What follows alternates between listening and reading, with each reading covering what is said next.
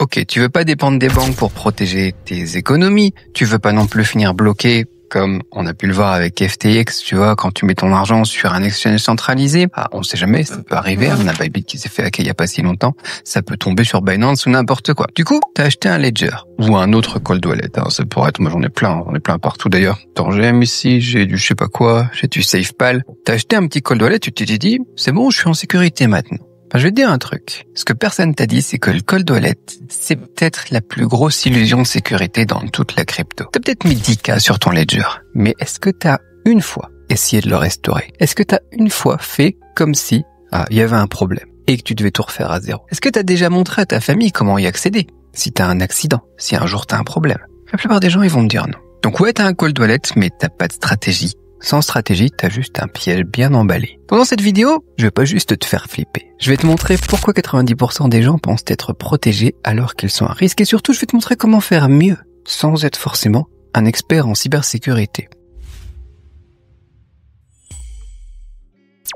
Donc, ok, t'entends ça partout, not your keys, not your coins, c'est pas tes clés, c'est pas ta seed phrase, du coup, c'est pas tes tokens. On connaît, c'est devenu un mantra, une vérité sacrée dans le monde de la crypto. Et franchement, ok, je comprends pourquoi quand t'as vu FTX, dont on parlait juste à l'instant, s'écrouler du jour au lendemain, ou quand Binance te bloque sans raison, ou que Coinbase balance toutes tes données aux impôts, tu dis ok, il faut quand même que je reprenne le contrôle. Donc tu vas sur Amazon, tu tapes Ledger, tu cliques, tu reçois ton petit boîtier, t'es content. Tu l'ouvres, tu te sens comme un agent secret, tu vois, tu notes ta phrase de récupération sur un papier que tu ranges quelque part, et là tu respires, tu te dis, ça y est, je suis en sécurité. Mais attends, est-ce que t'es vraiment en sécurité? Est-ce que t'as déjà essayé de restaurer ton wallet? Est-ce que tu sais ce qui se passe si tu perds cette feuille, ce petit papier là? Ou si t'es à l'étranger, sans ton appareil, sans accès à rien? Et surtout, est-ce que ta femme, ton frère, ton associé saurait quoi faire si demain tu n'es plus là? Il faut y penser.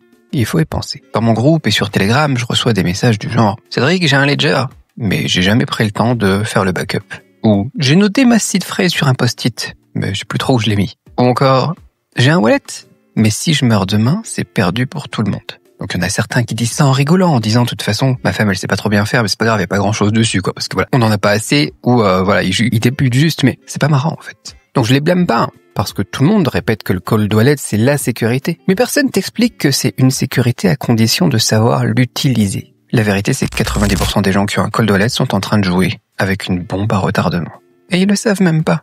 Donc si tu penses être en sécurité parce que t'as mis ces trucs-là dans ton tiroir, là, tu rêves. La sécurité, c'est pas un objet. La sécurité, c'est pas un objet. La sécurité, c'est un système, c'est un plan, c'est un process, c'est une menace que tu as anticipée. Tu veux une histoire vraie? On en parlait la dernière fois. Le cofondateur de Ledger lui-même, il s'est fait kidnapper en France. Un soir, des mecs l'attendaient chez lui, ils sont rentrés, ils l'ont frappé, ils l'ont forcé à transférer ses cryptos. Donc lui, bien sûr, il savait comment réagir. Il avait protégé ses fonds. Il avait un plan. Si quelqu'un te braque chez toi demain et dit ouvre ton wallet, vas-y, débloque-le. T'as quoi comme réponse?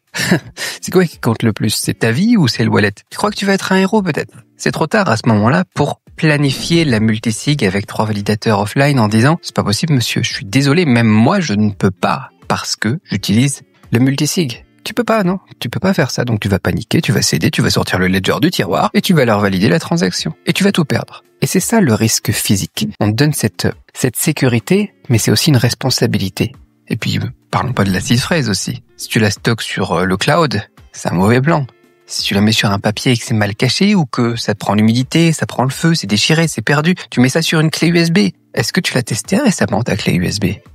Il y a un truc encore plus flippant que personne n'ose affronter, comme je te le dis, c'est la mort. Si tu meurs demain, qui est-ce qui a accès? Quel est ton process? Ta femme? Tes enfants? Ton associé? Tu crois qu'ils vont deviner que correct jingle, radish, memory, etc., c'était ta phrase magique? Tu crois qu'ils savent? Peut-être qu'ils ont la seed phrase, mais est-ce qu'ils savent ce que ça ouvre ou est-ce que c'est stocké? Est-ce que tu leur as laissé un mode d'emploi, une preuve que ça vaut quelque chose? Et il y a un gars du groupe qui m'a écrit et qui m'a dit « Ma plus grande peur, c'est que mes proches perdent tout si je meurs. » Et il a raison d'avoir peur parce qu'à force de penser qu'on est plus safe qu'un exchange avec un cold wallet, on oublie que la vraie sécurité, c'est pas juste technique, c'est aussi le process et l'humain derrière. Donc, j'étais en train de préparer une vidéo sur un comparatif sur les cold wallets et je me dis, tout le monde veut un cold wallet, mais personne ne veut passer 3 heures à le sécuriser correctement et à mettre en place le process complet. Parce que c'est pas le wallet qui protège tes cryptos, c'est tout ce que tu fais autour. Les backups. Première étape, les backups. Est-ce que tu as écrit ta seed sur un bout de papier?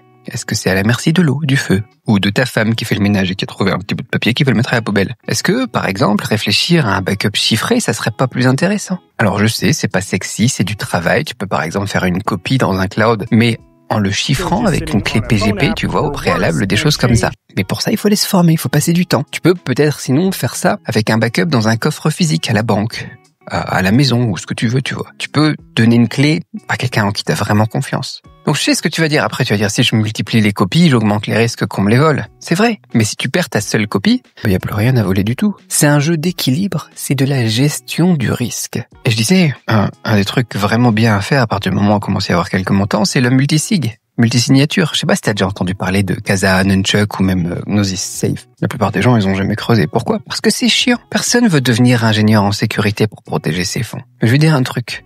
Une multisig bien pensée, c'est mieux qu'un ledger dans un tiroir. T'as pas besoin d'un truc ultra complexe en plus. T'as juste besoin de répartir intelligemment les accès. Tu peux avoir un truc où sur 3 signatures, il y en a 2 qui ouvrent. Et t'as une clé chez toi, une clé chez ton frère ou chez ta femme ou je sais pas quoi, ou chez ta belle-mère, et une clé dans un coffre à la banque qui sera débloqué par le notaire en cas de besoin. Un peu glauque. Ma vidéo, ça fait plusieurs fois que je cite la mort, mais il faut y penser, quoi. Si tu fais ça, t'es blindé, littéralement. Le coffre. Blindé, tu vois.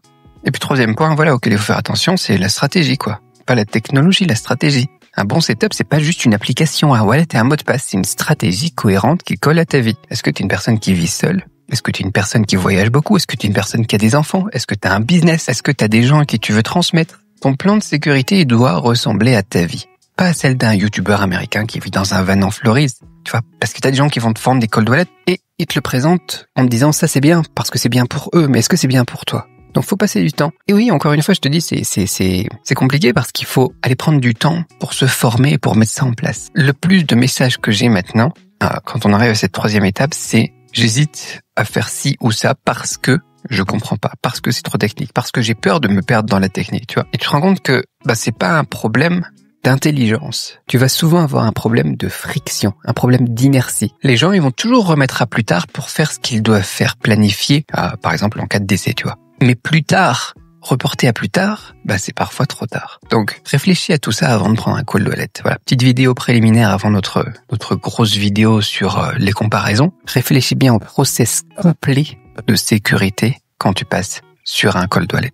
Comme ça, tu vois, tu seras pas juste comme les gens qui pensent être hors système avec leur ledger, tu vois, qui se pensent tranquilles, imprenables, inattaquables. Et en plus, j'en ai cité d'autres, mais voilà, Ledger, c'est une entreprise française. Donc, ce qui veut dire qu'en cas de pression judiciaire, d'ordre administratif, de loi d'exception, de choses dont on ne nous parle pas parce que ça sera top secret, il pourrait être obligé de livrer des données, de modifier un firmware en mettant une backdoor ou des choses comme ça, ou pire, voilà, coopérer à ton insu, quoi. Faut se méfier aussi quand vous choisissez votre cold wallet à se dire, ok, est-ce que dans ma stratégie, ça fait sens de prendre quelque chose qui est français? Alors moi, je suis pas contre Ledger.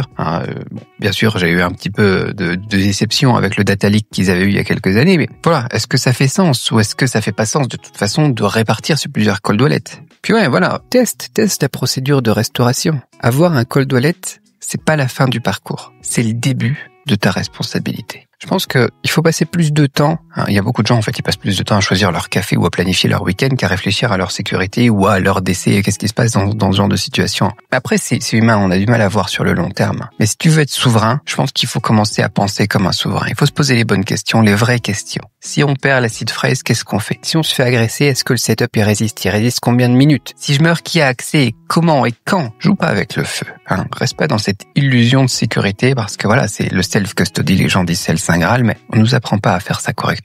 Teste tes plans de restauration. Teste tes backups. Explique tout ça à ta famille. Documente ce qu'il faut. Mets des déclencheurs au cas où t'as un problème. C'est flippant à mettre en place, je sais, mais une fois que c'est fait, tu dormiras cette fois-ci vraiment mieux. Parce que tu auras transformé la peur en stratégie. Donc je te force pas à faire comme moi, parce que moi je suis un peu paranoïaque aussi, et puis je travaille sur pas mal de niveaux de sécurité, même les cold wallets, il y en a plusieurs, des hot wallets, il y en a des centaines, enfin bon. Mais je te demande juste une chose, pose-toi juste aujourd'hui les bonnes questions avant qu'on attaque la suite. Pas quand il sera trop tard. Bien sûr, si t'es encore team, j'ai tout sur Binance parce que c'est plus pratique, et je pense que c'est safe, t'es pas prêt, c'est sûr, mais tu peux le devenir. Je pense que chacun a ses différents niveaux de conscience des problèmes et des solutions. Et voilà, on les travaille petit à petit. Le cold wallet, c'est bien, c'est très bien. c'est mieux que de laisser sur un exchange, c'est mieux que de laisser sur un hot wallet, mais il faut le faire bien. Voilà, dis-moi ce que t'en penses. T'as quoi comme setup, toi? Est-ce que t'es team Ledger? Est-ce que t'es team Trésor? Est-ce que t'as une multisig? Est-ce que t'es team Tangem ou n'importe quoi? Ou est-ce que t'as encore tout ton fric en ligne sur un hot wallet ou dans un exchange? Et surtout, t'as prévu quoi si tu meurs demain? On en parle dans les commentaires. Merci et au revoir.